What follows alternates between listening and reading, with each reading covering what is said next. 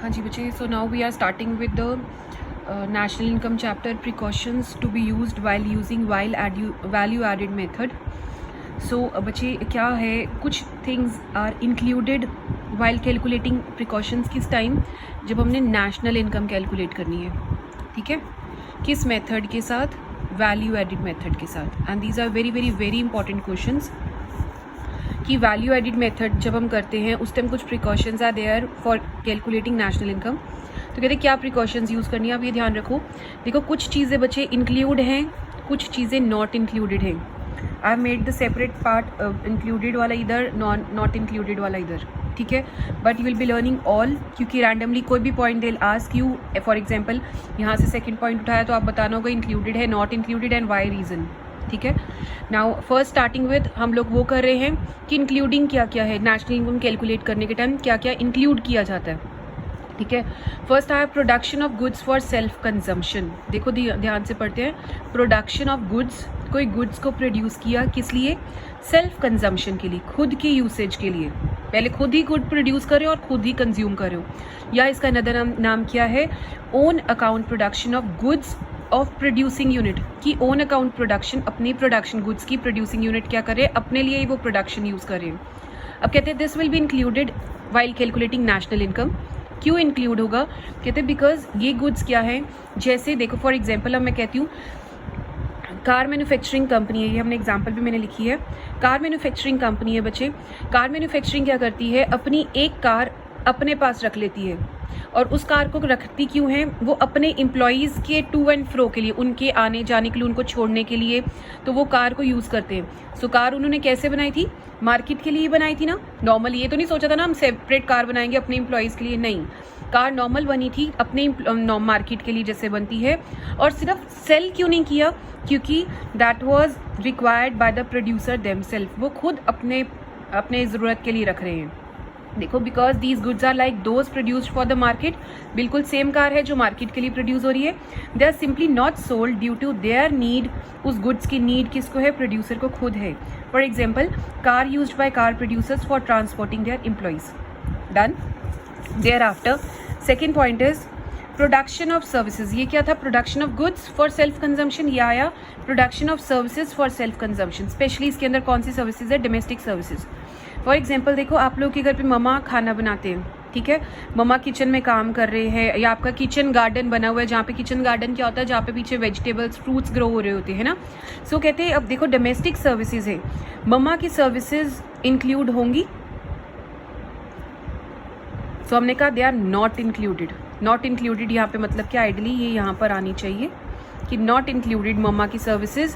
क्यों? Because it is very difficult to calculate the market value of her service that is being measured by love. आपको उनका love दिखता है, care affection दिखती है, but हाँ उसकी मम्मा ने कितने का खाना बनाया, कितने का खाना खिलाया, या कितने की सब्जियों को ध्यान दिया, वाटरिंग की ऑफ प्लांट्स, वो नहीं दिखता, उसकी मार्केट वैल्यू नहीं पता चल सकती।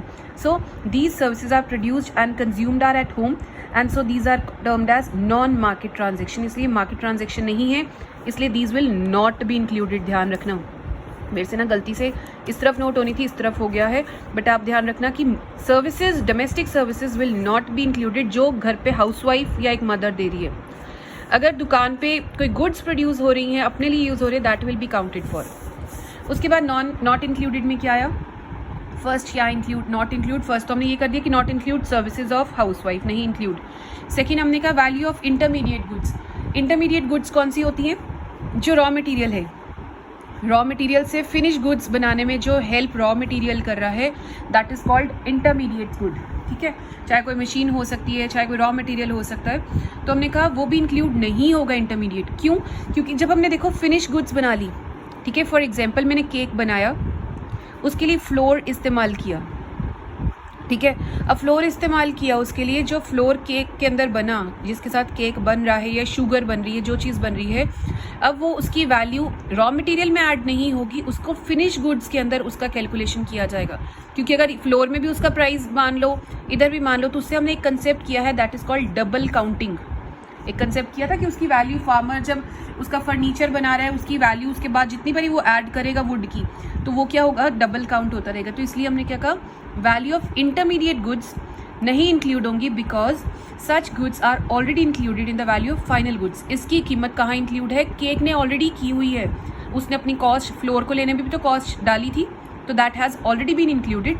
If they are included again, अगर हम इसकी वैल्यू अलग से लेते हैं, it will lead to double counting, और उसके कारण क्या हो जाएगा? Double counting. Clear? Now third point आया। So first services of housewife, second intermediate goods नहीं इंक्लूड होंगी, थर्ड क्या है? Sale and purchase of second hand goods. बच्चे अब यहाँ पे ना ओके हाँ जी, सो हमने क्या कहा? Sale and purchase of second hand goods. कहते हैं sale and purchase of second hand goods भी क्या है? इंक्लूड नहीं होंगी। सो मैं यहाँ पे लिख देती हूँ ब्रैकेट में नॉट इंक्लूडेड। अब नेशनल इनकम के टाइम ये क्यों नहीं इंक्लूड होगी? कहते क्योंकि सेकेंड हैंड गुड्स हैं। जिस टाइम वो फर्स्ट हैंड में थी, रियल ओनर के पास थी, उस टाइम उसने जो खर्चा किया है या उसने जो वैल्यू एडिशन हुई है, उस टाइम उसकी वैल्यू ऐड होगी ना, तो दोबारा क्यों करनी उसकी वैल्यू ऐड? सेकेंड हैंड है अब गुड्स। सो हमने कहा it is not included because they were included in the year in which they were produce. जिस टाइम वो प्रोड्यूस हुई थी, वैल्यू जिस टाइम उसके अंदर ऐड हुई थी, उस टाइम वो हमने ऑलरेडी ऐड किया हुआ है। एंड इस टाइम पर सेकेंड हैंड बन गई, उसके अंदर आप कोई उसकी पॉलिश कर दो, कुछ भी कर दो, वो आपकी वैल्यू एडेड में नहीं मानी जाएगी because that do not add to current flow of goods and services. उसके कारण कोई flow of goods and services में फ़र्क नहीं आया। क्लियर हो गया? गुड्स एंड सर्विसेज के फ्लो में कोई फ़र्क नहीं आया।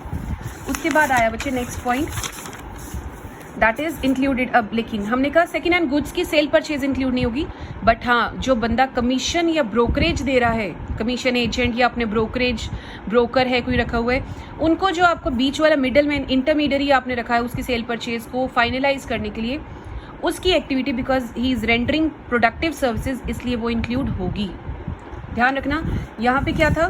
Cell and purchase of second hand goods नहीं होगा। ये थ्रू आउट सारे क्वेश्चंस में ऐसे ही आंसर आएंगे, ठीक है ना? Sale and purchase of second hand goods नहीं होगा, लेकिन उसके ऊपर जो कमीशन, अगर कमीशन एजेंट ने या ब्रोकर को ब्रोकरेज दे रहे हो, that will B part of this क्या नाम है, नेशनल इनकम। अब हमने कहा था मम्मा की सर्विसेज घर पे या एक मदर की सर्विसेज एज अ चाइल्ड को वो टीच कर रही है, that will not be included into national income. लेकिन अगर हमने कोई अपनी मेड्स को सब पैसे दिए, पेड सर्विसेज है मेड के लिए, ड्राइवर्स के लिए कोई प्राइवेट ट्यूटर्स के लिए, that will B part of national income. उसको हम इग्नोर नहीं करेंगे, वो इंक्लूड की जाएगी। ये भी इंक्लूड होना है, ये भी इंक्लूड। उसके बाद आया बच्चे imputed value of owner occupied houses should be included. Imputed का मतलब क्या है? एस्टिमेट किया, एस्टिमेट करना, ठीक है। अब कहते हैं वो इंक्लूड होगी, इसका मतलब क्या है? फॉर एग्जाम्पल बच्चे देखो, ए पर्सन है वो रेंटेड हाउस में रह रहा है, दूसरी तरफ मैं हूँ, मैं अपने ओन हाउस में रह रही हूँ, ठीक है। जिस तरह रेंट वाला बंदा अपने घर में एंजॉय कर रहा है, मैं भी अपने घर पे एंजॉय कर रही हूँ। मैं लेकिन क्या देखती हूँ कि मेरे घर की मार्केट वैल्यू क्या है, मेरे घर की मार्केट वैल्यू क्या है। जैसे कि इसके रेंट में ये पैसा दे रहा है, अगर मेरा घर भी लेट आउट में करती हूँ तो मेरे घर की मार्केट वैल्यू क्या होगी। तो मैं इसको जब एस्टिमेट कर रही हूँ, ठीक है, इसका जब मैं एस्टिमेशन कर रही हूँ, दैट इज कॉल्ड इम्प्यूटेड और एस्टिमेटेड वैल्यू। तो लिखा है ओनर ऑक्यूपाइड हाउसेज। ओनर कौन हो गया? मैं होगी। मेरे अपने घर की क्या है कि ओनर ऑक्यूपाइड हाउसेज की हमने क्या बोला, उसकी वैल्यू क्या होगी? इंक्लूड होगी। देखो, people live in their own houses, do not pay rent. मैं अपने घर पे रह रही हूँ, there is no rent, and enjoy similar to those who stay in the rented house. और मैं वैसे ही इंजॉय करती हूँ जैसे एक बंदा रेंटेड हाउस में रह रहा है। Therefore, value estimated according to the market rent of the similar accommodation. So market मैंने अपने घर की देखी कि market value क्या है अगर rented accommodation की. So such an estimated rent, अब इसे क्या बोलते हैं हम? यही वाला imputed rent. Clear? नेक्स्ट आया imputed, लास्ट पॉइंट है imputed value of production for self consumption. देखो, अगर goods for self consumption थी, हमने कहा था उसे इंक्लूड करना है, ठीक है। अब कहते हैं उसकी इम्प्यूटेड वैल्यू भी, इम्प्यूटेड मतलब एस्टिमेटेड वैल्यू भी जौन सी है वो भी आपने लेनी है। इम्प्यूटेड वैल्यू दोनों ही पार्ट में, चाहे ओनर ऑक्यूपाइड हाउसेज है, चाहे सेल्फ गुड्स कंजम्पशन के लिए गुड्स ली हैं। किसके लिए? सेल्फ कंजम्पशन के लिए गुड्स भी अगर आपने प्रोड्यूस किए, उसकी इसकी भी वैल्यू एस्टिमेट करोगे, that will also be counted. For example देखो, एक फार्मर है, उसने क्या किया? वीट प्रोड्यूस किया। वीट उसके घर, उसने मार्केट में तो बेचा ही बेचा, वो तो ऐड हो ही गया, लेकिन वो वीट उसके घर वालों ने भी तो खाया ना, उसकी फैमिली ने भी कंज्यूम किया उस वीट को। जब उसकी फैमिली ने भी कंज्यूम किया, ही विल बी कैलकुलेटिंग कि उसकी एस्टिमेटेड वैल्यू क्या है।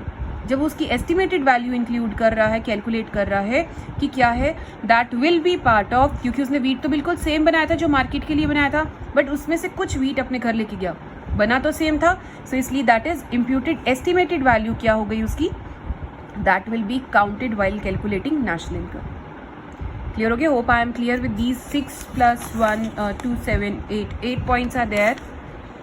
ठीक है, थोड़ा सा केयरफुली करना, these are very very very important. Either ऐसे क्वेश्चन 6 मार्क्स का क्वेश्चन के लिए भी इंपॉर्टेंट है और 4 मार्क्स के लिए precautions to be used while calculating national income value added method के साथ। तो आपने क्या करना है, पहले क्या नाम है, कुछ इंक्लूड वाली लिख देनी है, कुछ नॉट इंक्लूड वाली। ठीक हो गया?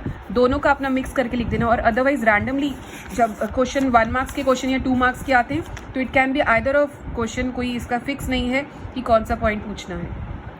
ठीक हो गया? So I'll be making next 2 videos of income method and expenditure method that will be followed after this. Okay, thank you बच्चे।